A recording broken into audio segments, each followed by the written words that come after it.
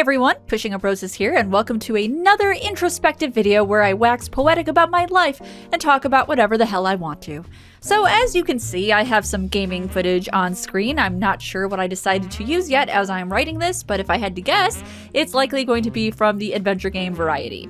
Speaking of adventure games, you may have noticed that I rarely talk about gaming these days, at least not on my channel. You will be thrilled to know that I started a pretty thorough podcast called Save Your Game that specifically talks about narrative-driven games, but more on that later. We're here to talk heavy discussion, hard news, or maybe middling news.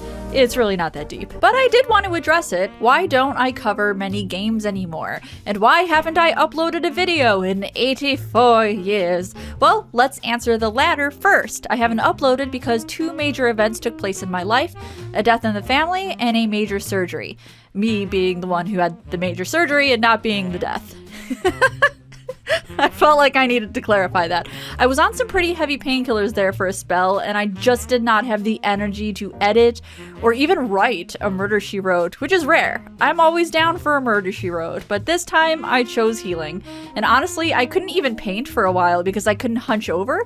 And yes, I paint in the position of a Pillsbury crescent roll. My posture is that of a shrimp. This is how you do art. You ever see an artist without insane back problems? I don't think so. Look at Jackson Pollock. He was hunched over and smoked while he worked. So yes, my upload schedule is shit. I fully acknowledge that. I do have some videos in the works though. Specifically, I have a breakdown of an episode of Diagnosis Murder, which really does seem to be Murder, She Wrote, but with an older man. I do love me some Dick Van Dyke though. Dude is like 100 years old and can still cut a rug. But let's get to the question at hand. Why have I slowly stopped covering video games? Well, I hesitate to say I stopped entirely. I do feel inspired to talk about a game every now and then, hence why I started a podcast, and I even have a few scripts in the work about some modern indie games, but I have very little interest in returning to the retro gaming scene. The biggest reason is that I felt things were getting redundant. You know, there's only so many ways you can talk about a game mechanic, or dialogue trees, or art styles and graphics, especially when it comes to the older games that don't really have a detailed story to discuss. Some of those older DOS games in general were really hard to dive into, unless I was going for more of a history of type of style, and I do like to give insights on dates and information, but I mostly enjoy talking about how I perceive the game, how the art makes me feel, the characters, the story, all that good stuff.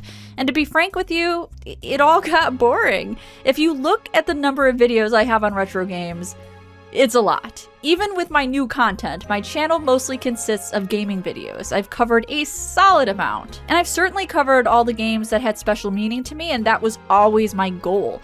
At one point, I felt like my topics were so niche that I would never be able to grow my channel. And as an artist, you just don't want to stagnate like that. You want to try different things. You want to appeal to different people, challenge yourself to new formats and editing styles and voiceovers. So when I finally covered the games I most wanted to play and talk about, I no longer felt challenged. I was proud of myself. I like it. I love video games and I love talking about them. And trust me, I've covered a lot of the classics. So I feel like I paid my dues there and contributed a lot, especially to the adventure game community. This is the dorkiest thing to be proud of ever in the world. And I still like to talk about modern adventure games if they strike me. I did cover a few games like Stray and Return to Monkey Island in the last couple years, but my interests at the moment fall into the murder, mystery, and horror genres. With an MST3K style format with bits of insight here and there, it's what I most enjoy doing. And every now and then I will also dive into something a little heavier with emphasis on mental health or similar struggles to that, because that's just what I want to put out there. And I just want to be blunt as possible. There's no reason to beat around the bush here. I just don't want to do video work on retro games anymore, but I appreciate that you appreciate them. Some people still go back and watch the old reviews and the old Let's Plays and they tell me about it, and I love that. Thank you. Thank you for still seeing the value in my old work.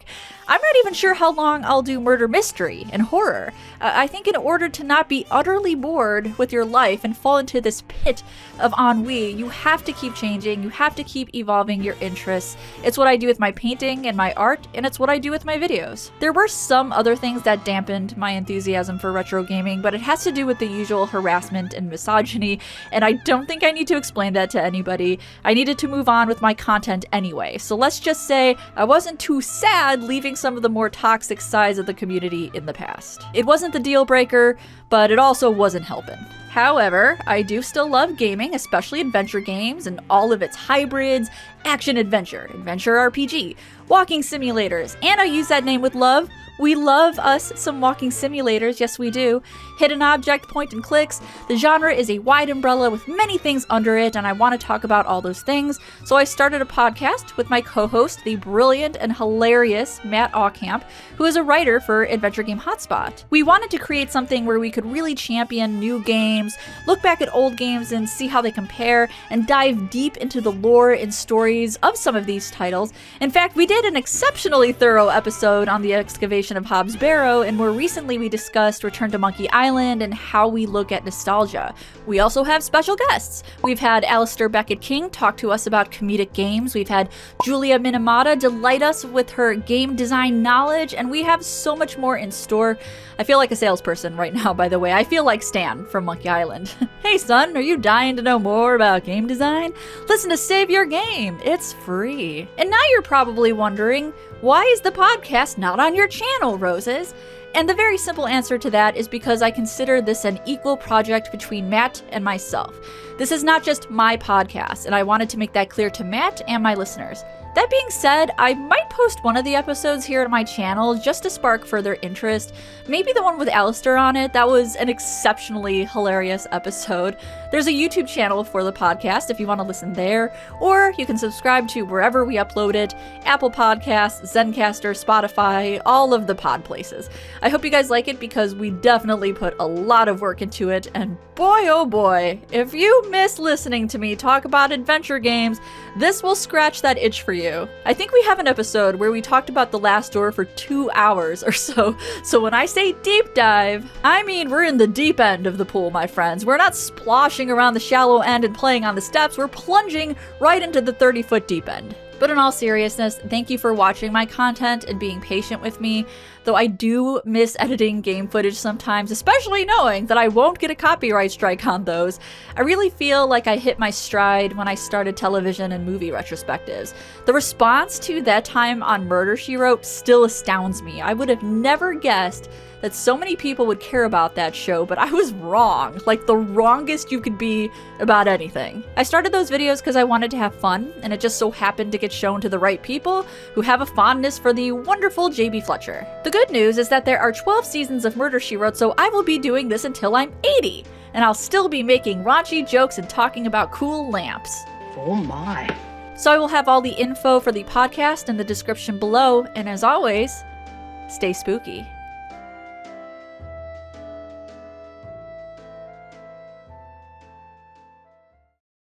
Hey everyone, thanks so much for listening to this video, I appreciate it. In case you missed my last couple of videos, I have them linked on the screen. On the left is a review of The Company of Wolves, and on the right is my last episode of That Time on Murder, She Wrote. Very Angela Lansbury-centric. Thanks again, and I will see you next time.